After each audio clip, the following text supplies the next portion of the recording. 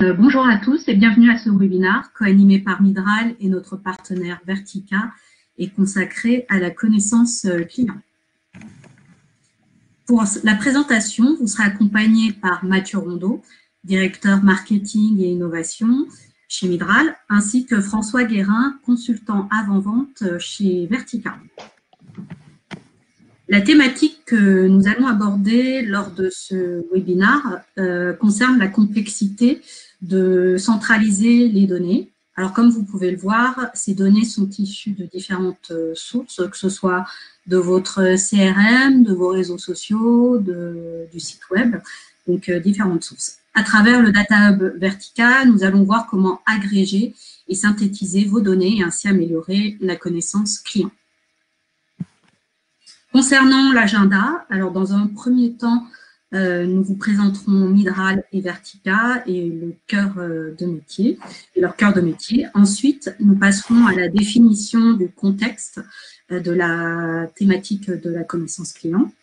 Nous passerons ensuite à François Guérin qui nous parlera de l'analytique unifiée et nous passerons la main également à Mathieu pour la visualisation des leviers pour illustrer une vue 360 degrés de la connaissance client. N'hésitez pas à formuler vos questions dans la zone de chat tout le long du webinaire. Nous débuterons avec Mathieu Rondeau. Bonjour à tous. Voilà, l'idée c'est de vous présenter un petit peu déjà très succinctement Midral pour ensuite rentrer vraiment dans le vif du sujet aujourd'hui, la partie fidélisation et attrition client. Donc voilà, aujourd'hui, nous, Midral, nous sommes un acteur autour de la donnée et notre but, c'est, vous êtes ce petit bonhomme un petit peu à droite, vous vous posez plein de questions, des questions business, des questions qui sont pour vous très structurantes et très stratégiques. Et l'idée, ça va être de vous aider à mieux comprendre et mieux valoriser vos données. Donc, dans l'idée, pour mieux comprendre les données, il va y avoir toute la partie, tout à l'heure Sylvana le parlait, la partie hub. Donc, on va centraliser l'information à travers du nettoyage, de l'enrichissement, de la transformation. On va être en capacité d'ajouter des algorithmes de data science pour essayer un petit peu de vous aider à aller encore plus loin dans cette donnée. Et après, comme tout le monde dans une entreprise ne va pas consommer la donnée de la même façon, on va aussi avoir une approche data-vis, mais data-vis un petit peu orientée en fonction du besoin de vos métiers. On partira du tableau de bord, du reporting pour aller vers du storytelling. Et tout à l'heure, je vous en présenterai un à la fin, ce qu'on nous on a appelé un data journal qui va synthétiser un petit peu comme une vue 360 les données de votre entreprise. Donc voilà, donc Midral, pure player aujourd'hui de la donnée, avec effectivement une force de conseil et de service, une force aussi sur la partie Data Academy, donc de formation, et aujourd'hui une approche à la fois sur cette valorisation de la donnée, une approche avec plusieurs outils un petit peu dans notre escarcelle et des méthodes, méthodologie agile bien sûr, pour vous aider à créer cette aventure autour de la donnée et faire que votre entreprise deviendra demain plus data-driven. Donc, un petit panel un petit peu de nos clients. On en reviendra tout à l'heure avec François, la CNP, la BNP, Back Market en l'occurrence, par exemple. Mais voilà, l'idée, c'est de graviter autour de tout un tas de secteurs d'activité, puisque la donnée, on sait qu'elle est présente partout dans l'entreprise. Voilà, c'est d'être au cœur de cette stratégie donnée. Alors, les contextes aujourd'hui un petit peu de ce webinaire, tout à l'heure Sylvana posait un petit peu les contours, les contours de la complexité d'aller chercher l'information dans les CRM, dans des surveys que vous allez peut-être poster sur votre site internet, sur tous les réseaux sociaux. Donc, c'est la complexité de capter cette information, aussi ensuite de la capter, de la centraliser dans un data hub et ensuite en faire des analyses. Et on se rend compte aujourd'hui au quotidien avec nos clients que l'acquisition versus la fidélisation, et derrière, il y a des coûts qui sont quand même considérablement différents. Et c'est vrai qu'aujourd'hui, le coût aujourd'hui d'acquisition, il est 7 fois plus élevé qu'un coût de fidélisation. Et dans des études qu'on monte aujourd'hui et qu'on discute avec nos clients, on le voit, le panier moyen d'un client fidèle est quasiment du simple au double. On est sur autour d'une cinquantaine d'euros versus quasiment 25 euros sur de l'acquisition, sur des clients qu'on va avoir acquis à un instant T. Donc, c'est la problématique, elle va être là de travailler aujourd'hui, comprendre comment je fidélise mes clients dans ma base de données, comprendre cette attrition, comprendre un petit peu ce churn, pour bien sûr sans cesse essayer de mieux cibler la partie un petit peu quand on va avoir des call to action directement vers nos clients.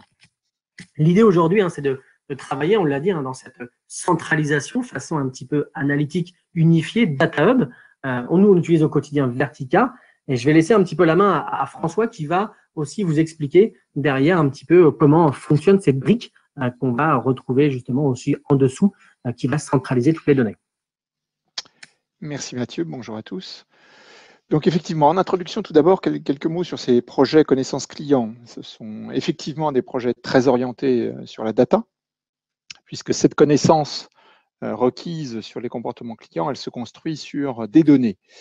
Et les acteurs de l'entreprise qui veulent comprendre, agir, piloter la relation client sont d'une certaine façon des consommateurs de données. Et en tant que consommateurs, ils veulent des informations, des chiffres, des réponses à leurs questions, des données facilement accessibles, complètes, fiables, quand ils en ont besoin et en 2 clics sur l'écran. Ils ne veulent pas savoir comment ça marche, ils veulent que ça marche. Mais puisque nous allons parler de Vertica, on va parler un petit peu de comment ça marche. Alors, qu'est-ce que c'est que Vertica? Avant de présenter les caractéristiques essentielles de la solution, je vais reprendre une image utilisée par un auteur réputé dans le domaine du data warehouse qui était Ralph Kimball. Quelques années en arrière, il avait comparé le data warehousing à l'organisation d'un grand restaurant. L'utilisateur, mon consommateur de données, c'est le client en salle qui veut vivre une superbe expérience avec des assiettes magnifiques et délicieuses, mais qui ne saura pas ce qui s'est passé en cuisine. Et donc, le data warehousing, c'est la même chose. Il se passe plein de choses en cuisine, dans la gestion des données, dans la construction de l'infrastructure, dans la préparation des données, dans la collecte, etc., dans le nettoyage, dans les enjeux, autour des enjeux de qualité de données, par exemple. Mais l'utilisateur, il ne veut pas le savoir, il veut utiliser, profiter des données et en tirer des informations utiles. Alors, comme vous l'avez compris, j'imagine déjà, avec Vertica, direction les cuisines. Et pour le présenter très simplement, en premier lieu, Vertica est une base de données SQL dédiée à l'analytique, dans laquelle on va charger et gérer des données dans une approche data warehouse assez traditionnelle, mais c'est une technologie qui est conçue pour les exigences des projets modernes. Donc, c'est une technologie qui repose sur une architecture massivement parallèle, qui repose sur des principes de stockage en colonne et quelques autres mécaniques techniques dont on ne parlera pas aujourd'hui parce que ce n'est pas notre objectif. Donc, un moteur SQL très moderne dans sa construction interne et un moteur SQL qui est complété avec des fonctions analytiques avancées et des fonctions de machine learning qui donnent une richesse fonctionnelle encore étendue dans une logique qui va consister finalement à proposer une plateforme unifiée. Mathieu, si tu peux passer à la diapo. On va ajouter à ça donc, les capacités SQL, la partie machine learning. On va ajouter aussi des capacités de query engine pour faire en sorte que Vertica puisse aussi cohabiter, coexister et s'intégrer dans un écosystème de produits. On pense en particulier au data lake Hadoop présent dans beaucoup de systèmes d'information dans lesquels Vertica peut aller chercher des données en complément. Donc l'idée est de proposer un ensemble de fonctionnalités autour de cette vision de Data Warehouse SQL, un ensemble de fonctionnalités qui va nous permettre de proposer une plateforme unifiée. Alors, au service de quel projet cette plateforme? Les projets en fait chez nos clients sont très variés. Donc les utilisateurs, data scientists, utilisateurs métiers, data analystes, suivant comment on les nomme et quelle est leur responsabilité dans les entreprises, ont des profils variés. Les outils mis en œuvre sont là aussi nombreux et souvent en relation les uns avec les autres. Et puis, il y a une grande variété de domaines métiers, de champs d'application. Alors, évidemment, pas mal de choses autour de la connaissance client, ça va de soi, mais aussi dans d'autres domaines, détection de fraude, supervision de systèmes techniques. Donc, beaucoup d'éléments extrêmement variés dans les contextes clients. Alors, en France, on peut parler de quelques contextes clients communs avec Midral, chez qui nous participons au projet ensemble. Par exemple, chez BNP Paribas, dans la branche banque de détail internationale, Midral accompagne le client dans l'équipe Data Factory. C'est comme ça qu'elle se nomme. Et l'objectif de cette équipe est de proposer tous les outils analytiques et de reporting disponibles au travers de tableaux tournons sur Vertica dans une approche réellement agile, c'est-à-dire l'idée est en premier lieu, de se soucier du besoin, d'y répondre et de faire en sorte que toute l'équipe ait comme focus de fournir ce service et cette qualité de données aux utilisateurs. On a d'autres clients en commun avec Midral, puis dans d'autres domaines. On a en France, par exemple, le Crédit Mutuel qui a construit toutes ses plateformes analytiques autour de Vertica. Criteo, dans la publicité, qui est un acteur certes français, mais global, qui utilise Vertica à très grande échelle. Et si vous le souhaitez, on va le voir sur la diapo suivante, vous pouvez aussi retrouver en ligne quelques témoignages. Alors, cette fois, de clients internationaux, ça sera en anglais, mais eux aussi très intéressants. Je pense à The Trade Desk, qui est aussi un acteur indépendant dans la publicité sur Internet, un petit peu comme Criteo, qui eux aussi utilisent Vertica à très grande échelle. Uber, bien évidemment, qu'on n'a pas besoin de présenter. Dans la conférence enregistrée lors de la conférence Big Data Vertica assez récemment, on a le témoignage d'un ingénieur Uber qui parle de l'architecture mise en œuvre, avec un data lake Hadoop, avec Vertica, qui est le socle de data warehousing chez Uber dans l'ensemble des pays. Philips, qui figure aussi dans ces témoignages, est un témoignage tout à fait différent, mais tout aussi intéressant, sur la supervision d'équipements techniques très particuliers, qui sont des scanners en milieu hospitalier. Alors, pourquoi ces clients ont choisi Vertica ? Alors, c'est variable, bien évidemment, en fonction des contextes des uns des autres. D'abord, est-ce que l'infrastructure de gestion de données est un sujet, un enjeu chez vous tous qui nous écoutez? Est-ce que le sujet est ouvert et où en êtes-vous et quels sont vos plans pour les 2 ou 3 ans à venir? Êtes-vous plutôt data warehouse, data lake, plateforme unifiée ou architecture composée, data science à part ou inclus dans le scope analytique? Et quelle est, par exemple, votre stratégie cloud? Alors, je n'ai pas la réponse à ces questions et je ne sais pas où vous en êtes, mais pour ma part, je vais essayer d'illustrer quelques points clés à prendre en compte dans ce genre de réflexion qui sont listés ici. On va parler d'abord de performance et évolutivité, et ensuite on verra quelques autres aspects sur la richesse fonctionnelle, sur justement l'idée d'une plateforme unifiée et sur les possibilités de déploiement. Alors sur la performance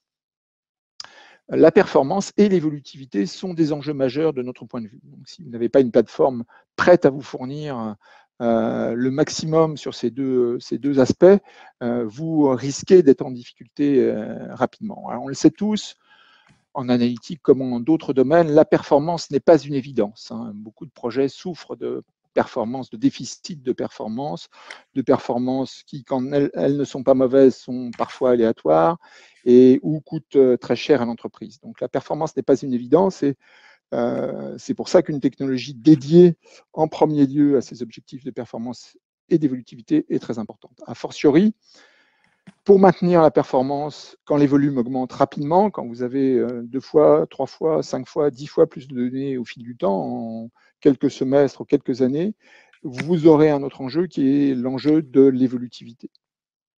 Donc, est-ce que là aussi, vos choix techniques, vos choix technologiques vont vous permettre de maintenir des niveaux de performance acceptables avec beaucoup plus de données au fur et à mesure de la croissance des projets? C'est 2 caractéristiques de qualité, 2 objectifs majeurs qui sont conférés à Vertica. Et je ne vais pas décrire comment et pourquoi on fournit performance et évolutivité. Je vais finir sur ce slide en disant un point essentiel, c'est que la performance, ce n'est pas un enjeu technique, c'est surtout un enjeu au service des utilisateurs. Il faut penser qu'on est au service des utilisateurs et que la performance en arrière-plan du système de gestion de données, c'est en fait la qualité de service qui va être rendue à l'utilisateur. Ça va lui donner de la liberté, de la fluidité d'action et évidemment des réponses plus rapides.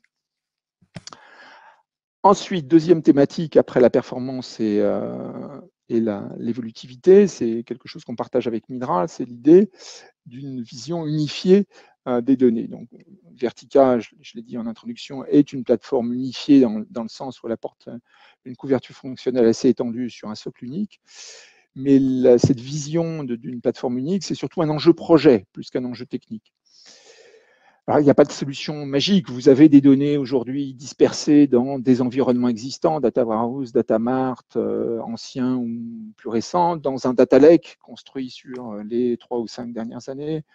L'équipe Data Science monte ses propres solutions. Vous avez des données dans des applications métiers, plus les applis web, plus les applis mobiles. Donc, ces données, il va falloir faire l'effort de les centraliser dans un socle unique, unifié, et puis de travailler à les rassembler, à les rendre cohérentes, à les nettoyer le cas échéant, à garantir la capacité de navigabilité entre ces différentes données. Donc le rôle d'une plateforme unifiée est absolument clé de notre point de vue sur les projets, parce qu'elle va permettre d'avoir cette démarche d'unification sur la vision analytique.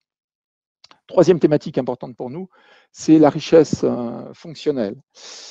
Alors ici, de façon un petit peu schématique, une palette de possibilités fonctionnelles offertes par Vertica, au-delà de ses caractéristiques de moteur SQL, des choses sur les gestions de séries temporelles, reconnaissance de modèles, et tout un tas de choses autour de l'aspect data science, avec des algorithmes de préparation de données, détection de valeurs aberrantes, normalisation, imputation de valeurs manquantes, des algorithmes prédictifs, régression, des algorithmes de classification présents dans la base.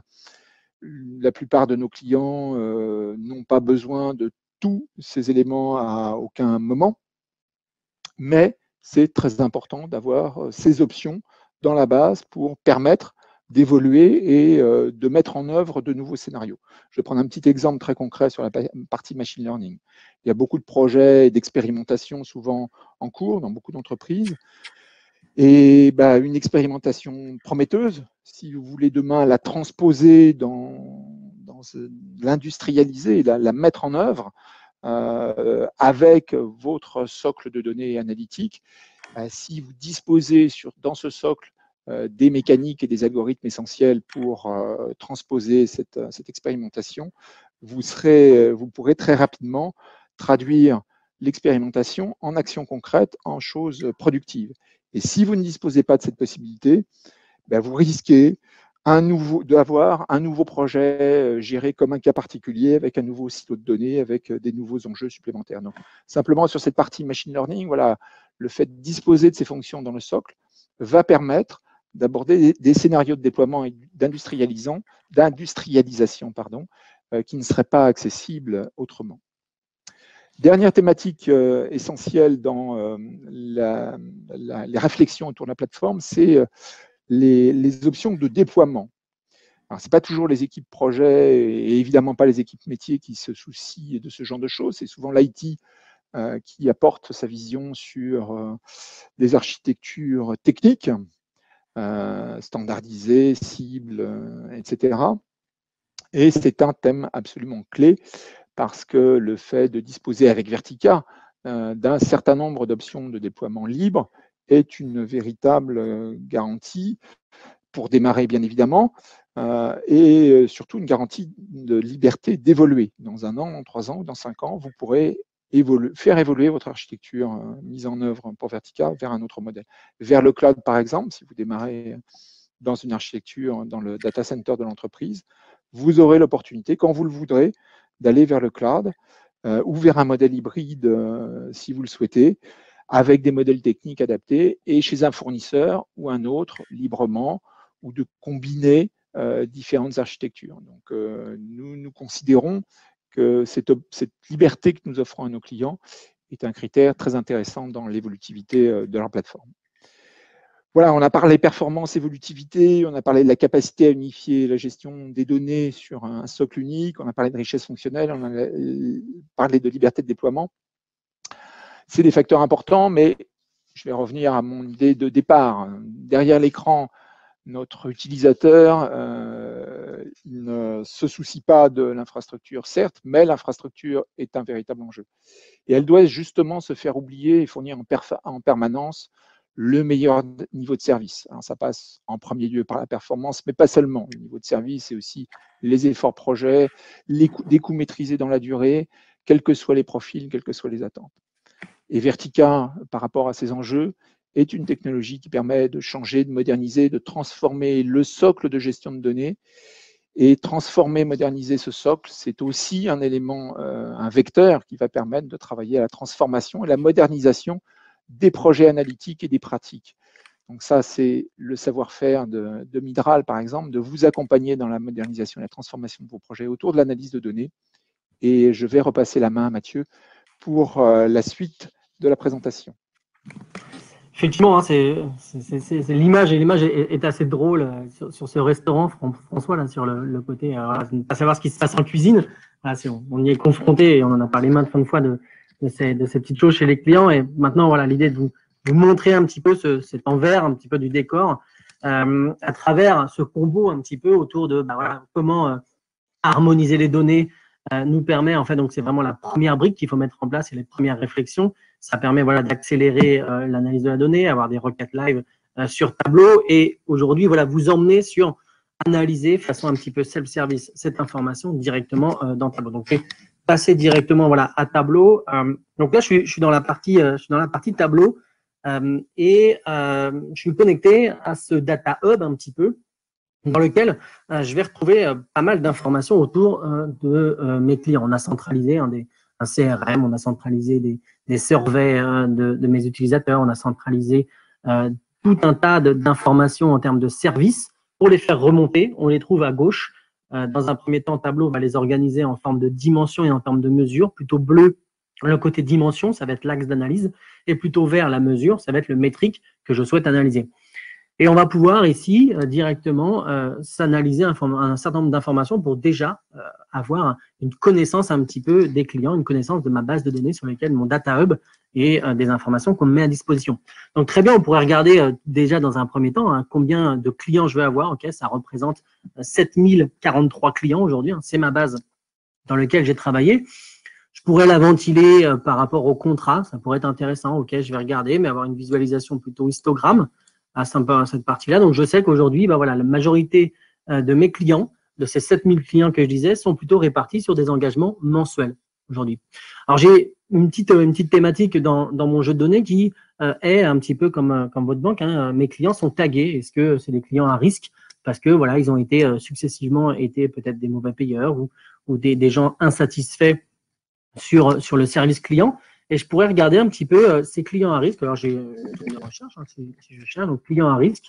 Aujourd'hui, personne à risque, ici, je vais pouvoir ajouter cette partie-là. Et derrière, je vais me rendre compte qu'en orange, va ressortir les clients que je vais avoir à risque et j'en ai beaucoup plus dans les engagements mensuels. Donc déjà, j'ai une première thématique dans mon jeu de données. Je sais que voilà, la majorité de mes clients aujourd'hui qui ont été tagués à risque par mon service représentent aujourd'hui des engagements mensuels. Effectivement, c'est un risque parce qu'ils peuvent se désabonner rapidement. Autre chose autour de mes clients, ça peut être de les regarder par rapport à leur ancienneté et comment se caractérise leur ancienneté. Donc, automatiquement, je vais retrouver mes clients, prendre derrière mon ancienneté aujourd'hui. OK, je vois que le plus gros de mes clients en ancienneté, en bas, je suis en mois, je suis de 0 à peu près 12-13 mois. Donc, ils ont moins d'1 an, la majorité de mes clients. Et je vais regarder un petit peu dans ces clients qui ont moins d'1 an, quelle est un peu la charge mensuelle et où représente mon risque, puisque voilà, plus j'ai des clients qui vont avoir moins d'1 an, plus potentiellement, je peux aussi avoir des risques de désabonnement. Donc, si je regarde par rapport au prix qu'ils dépensent mensuellement, je vois effectivement, alors j'ai une grosse charge dans mes clients jeunes, on va dire que c'est mon acquisition, mais je vois aussi apparaître là, sur des clients qui ont plus de 3 ans, 4 ans, une assez grosse charge. Donc, peut-être qu'aussi, dans cette fidélisation de clients, ne pas forcément penser qu'à mes clients un petit peu acquis, en mode acquisition, mais aussi à regarder sur ces clients un petit peu plus anciens, parce que je vois qu'au bout de 3 ans, ils ont des envies d'ailleurs en termes de potentiel. Donc, c'est aussi ça, derrière cette connaissance client, d'essayer d'emmener cette analyse vers cette partie aujourd'hui au quotidien. Je pourrais regarder aujourd'hui aussi la satisfaction un petit peu de mes clients. Je sais que mes clients, j'en ai un petit peu partout en France, partout dans le monde. Aujourd'hui, en termes de zones, je vais les regarder plutôt sur cette partie-là et je vais en faire un focus sur la partie un petit peu France. Hop, on va faire un petit focus sur cette partie-là. Donc, je vois comment sont représentées mes informations. Mais si je regardais la satisfaction un petit peu de mes clients, c'est des QCM qu'on leur envoie régulièrement. Je vais le mettre en couleur. Je vais l'exprimer plutôt sous forme d'une moyenne, puisque c'est un pourcentage de 48 à 67%. On voit mon amplitude. Je vois un petit peu aujourd'hui comment par grande région de mon activité, comment les clients sont un petit peu satisfaits. Donc là, je vais avoir aussi des informations à se dire, voilà, attention, telle ou telle campagne, hein, le support peut-être de plutôt l'Est, l'Ouest, etc. Avoir des actions assez fortes pour essayer d'améliorer cette satisfaction client. Et là, ça me donne déjà un ordre de grandeur pour me dire aujourd'hui, ben voilà, comment, à travers des régions, ils vont, eux, se positionner sur cette satisfaction. Maintenant, c'est vrai que là, j'ai fait 3 analyses un petit peu décorrélées.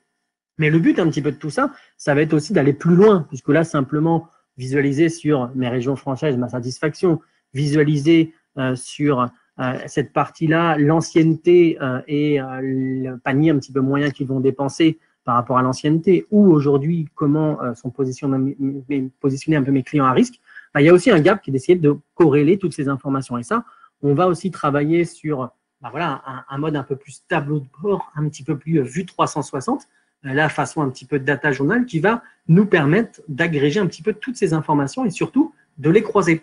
On va retrouver dans mon bandeau un petit peu supérieur, là, vous avez ma base, hein, ce qu'on disait tout à l'heure, hein, c'est mes 7043 clients.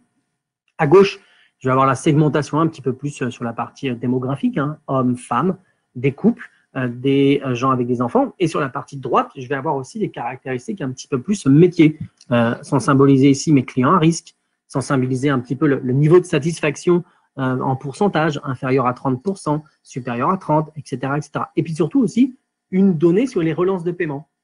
J'ai beaucoup de clients, on voit, c'est la plus grosse case, qui ne payent qu'au bout de la 6e ou 7e relance. Donc ça va être aussi important d'être capable de se dire, mais voilà, mais pourquoi ces clients, on est obligé de les relancer 6 à 7 fois, ou quelle action je pourrais faire et est-ce que j'ai un impact sur ces clients, ou est-ce que, bon, c'est pas trop grave si c'est ces clients-là, essayer de connaître un petit peu la typologie de mes clients.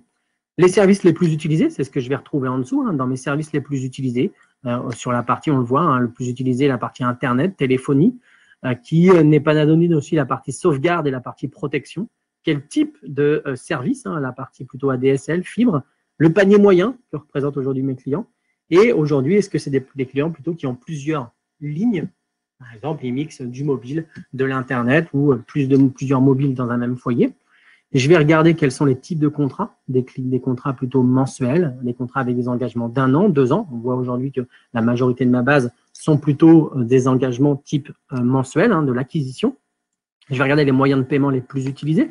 Je vois aujourd'hui tout ça tout de suite, hein, les chèques électroniques sont aujourd'hui un des moyens les plus utilisés. On va bien voir que si à un moment, je veux orienter une campagne autour d'un nouveau moyen de paiement, je peux regarder quelle population je serais capable de toucher beaucoup plus. Et va rester ici sur cette partie, la fidélisation de mes clients. La fidélité de mes clients, comment je la mesure?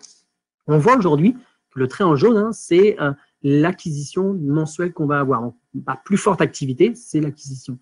Mais on voit quand même ici, au niveau à peu près de 48 mois, 2 courbes qui vont s'inverser. C'est-à-dire que ma courbe bleue, qui est l'engagement de 2 ans, elle va s'inverser. Ça veut dire quoi? Ça veut dire que je vais réussir à transformer cette acquisition client aujourd'hui qu'au bout de 48 mois. Donc ça, c'est une donnée assez forte qu'on peut avoir en tête, c'est que voilà, il faut travailler tous mes clients que j'ai au quotidien qui ont de l'acquisition mensuelle, mais j'arrive à les transformer qu'au bout de 48 mois. C'est vrai que j'ai peut-être des challenges aujourd'hui pour être capable de me dire comment je pourrais réduire ce temps un petit peu de fidélisation de mes clients. Et on va retrouver en dessous le graphique que je vous présentais, hein, l'attrition de mes clients, c'est bien d'être capable un petit peu de cibler l'attrition et de voir quelles sont un peu les régions aujourd'hui qui te changent le plus. Mais maintenant, il faudrait rentrer dans un œil un petit peu analytique. Je pourrais regarder plutôt aujourd'hui mes clients à risque. Je sélectionne mes clients à risque. OK, je vois que c'est à peu près, ça représente que 1140 personnes de ma base de données. Donc, je minimise déjà mon risque puisque, rappelez-vous, c'est 7000 personnes. Par contre, j'ai un gros panier moyen. Tout à l'heure, mon panier moyen était aux alentours de 60-65 €. Là, on est plus proche des 80. Donc, ces clients, ils représentent quand même un risque important en termes de churn aujourd'hui. C'est des clients qui vont payer par chèque, mais on le voit, hein, et dans les 3 quarts, c'est des clients qui sont sur de l'engagement mensuel. Donc là aussi, j'ai des risques très forts parce que derrière ces clients, comme les 3 quarts représentent des abonnements mensuels, ils peuvent partir du jour au lendemain. Donc c'est aussi ça qu'il va falloir être capable de comprendre, et on le voit ici, hein, je suis capable de les fidéliser qu'au bout d'un 60e mois. Donc c'est encore plus loin et j'ai beaucoup de mal à les fidéliser, ces clients. Donc c'est vrai que voilà, il y a beaucoup d'actions peut-être que je vais pouvoir monter sur ces clients à risque pour pouvoir travailler au quotidien cette partie de mes clients. Et on pourrait très bien aussi regarder d'un œil un petit peu de satisfaction client. Là, vous avez des étoiles qui représentent, plus je vais avoir une étoile importante, plus les clients ont œuvré dans cette fidélité. Je vois qu'aujourd'hui, effectivement, là, ici, j'ai ma grosse partie de mes clients sont insatisfaits. Donc, si je les sélectionne, ces clients insatisfaits, aujourd'hui, ça représente quand même 2300 personnes avec un panier moyen aux alentours de 64%. Et je vois que, bon, c'est assez dans la moyenne que c'est des personnes, comme tout à l'heure, de 48 mois. Mais je pourrais regarder, voilà, j'en ai de représentés aujourd'hui plutôt en région Provence-Alpes-Côte d'Azur, j'en ai un petit peu en Île-de-France. Donc, je vais pouvoir quotidiennement être capable et être en mesure d'avoir des actions fortes sur cette partie aujourd'hui de fidélisation client. Je sais comment cibler ces parties-là.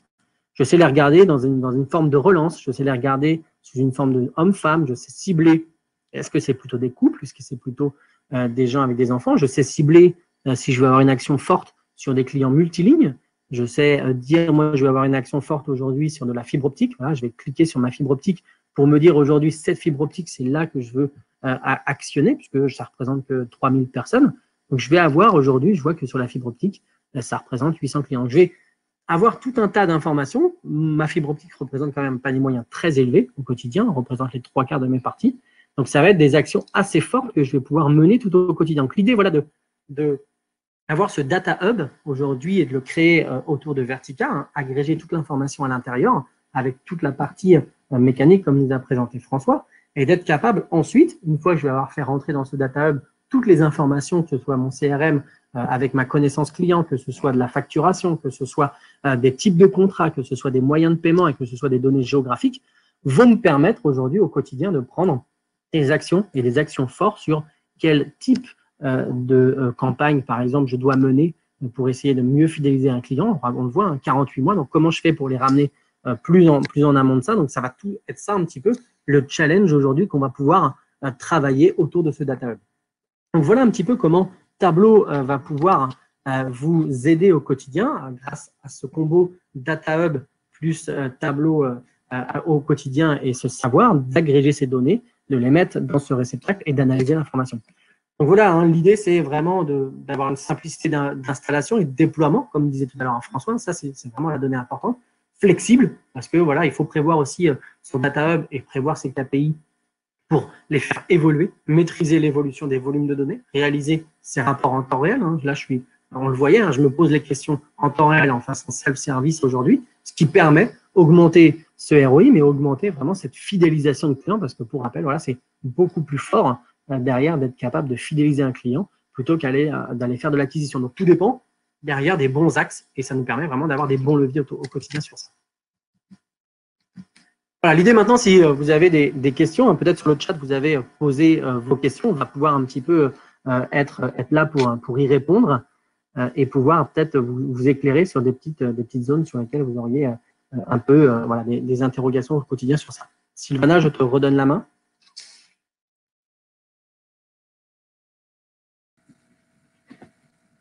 Donc, merci Mathieu et François pour cette présentation. Voici la première question. Comment connecter Tableau à une base de données Vertica et configurer la source de données? Alors l'idée, hein, effectivement, l'avantage encore de ce combo entre Tableau et Vertica, c'est que c'est natif. C'est-à-dire qu'aujourd'hui, le connecteur est fourni avec le produit, il peut être déployé sur la solution Tableau Desktop, donc directement sur votre poste. Et bien sûr, dans les publications que vous allez pouvoir faire sur la partie où on va donner accès à un plus grand nombre de personnes, donc sur la partie plutôt serveur où les gens vont consommer par rapport à leur browser Internet, on va avoir aussi le driver qui va être déployé à l'intérieur et qui garantira, via les sécurités que portera la base de données, la bonne gouvernance des données. Est-ce que voilà, je suis plutôt j'ai le droit à mes données de l'ouest, de l'est, si c'est des données géographiques ou de produits, on pourra travailler sur toutes ces restrictions. Donc voilà, c'est natif, ça permet vraiment d'un déploiement très très rapide. Alors, une seconde question. Quel format de données peuvent être absorbés et traités par Vertica? Alors, Vertica va être utilisé très généralement avec des outils ou des process d'alimentation très standards, des outils ETL type Informatica Talend ou quelques autres, hein, par exemple. Pour ce qui est des formats format de fichier directement utilisable, lisible par Vertica. On va évidemment charger des fichiers texte délimités dans des formats variés, mais on va aussi pouvoir charger des fichiers JSON, des fichiers Avro, et bien évidemment des contenus présents sur des clusters Hadoop ou du stockage type stockage objet S3 dans des formats, les formats de fichiers du monde Hadoop que sont Orc et Parquet. Donc fichier texte délimité, Avro, JSON, Orc, Parquet, plus quelques autres. Voilà l'essentiel de la palette à gérer, soit directement dans Vertica, soit avec vos outils favoris. Voilà. Merci François pour ta réponse. Une autre question, quelles sont les possibilités de déploiement de Vertica? Donc je pense que tu as déjà plus ou moins répondu à cette question, mais si tu veux ajouter des choses. Alors, c'était un petit peu schématique tout à l'heure dans la présentation. Je vais lister rapidement simplement les grandes options de déploiement. Évidemment, alors en premier lieu, Vertica est fait pour tourner sur des configurations de machines Linux, 1, 3, 5, 10, quelques centaines chez nos plus gros clients. Donc, la taille de des configurations peut être très variable. Ces machines Linux, elles peuvent être dans votre data center, donc ça peut être des serveurs physiques, évidemment, mais ça peut être aussi des machines virtualisées.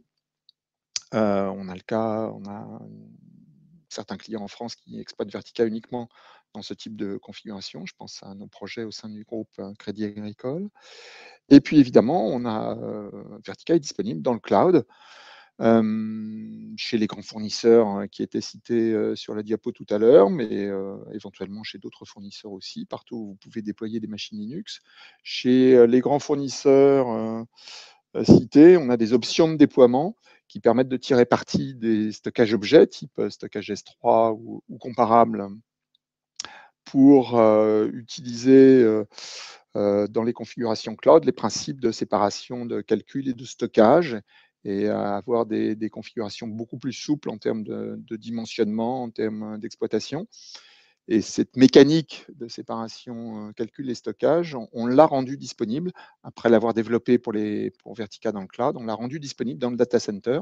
Donc là aussi, dans le data center, les clients qui veulent utiliser du stockage objet et profiter de la souplesse que confère ce type d'architecture, ils y ont droit. Donc data center, virtuel, cloud, éventuellement évidemment des déploiements hybrides quand on a plusieurs configurations, avec des choix d'architecture, donc beaucoup de liberté de déploiement. Voilà.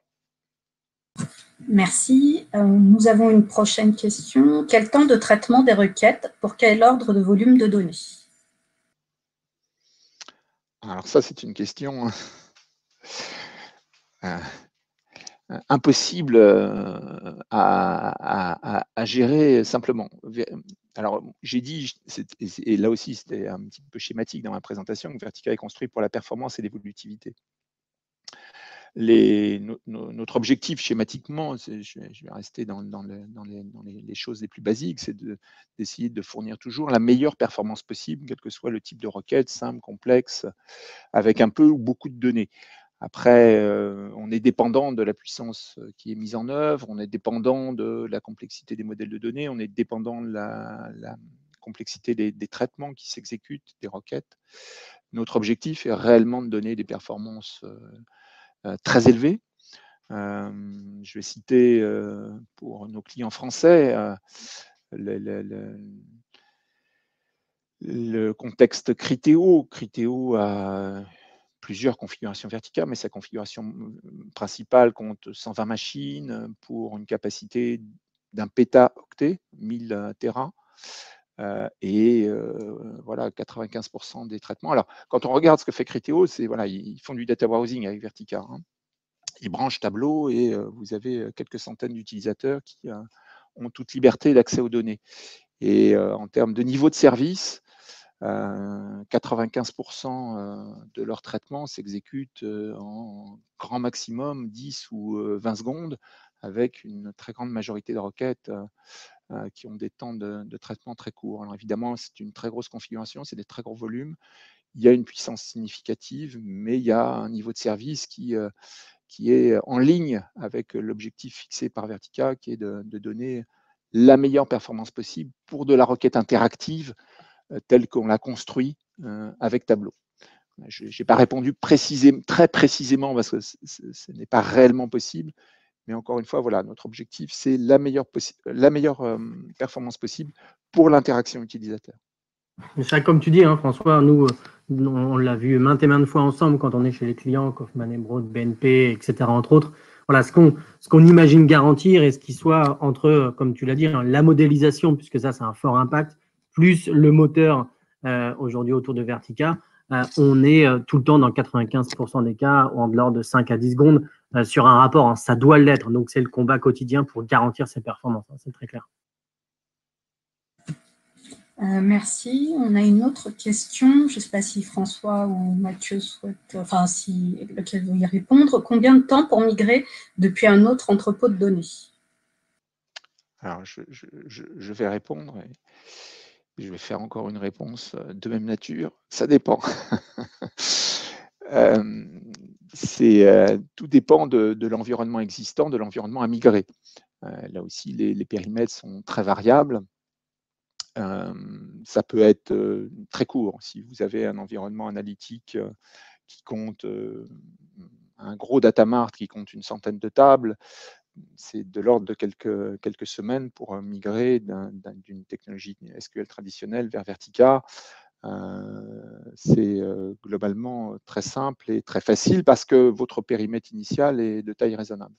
Évidemment, sur des migrations qui porteraient sur des data warehouse où vous auriez quelques milliers de tables, c'est surtout la taille de l'existant qui va faire le temps de migration. Vertica est une technologie SQL très standard. Parfois, il faut aménager les traitements d'alimentation, mais on va préserver les modèles de données, on va préserver l'existant en termes de reporting.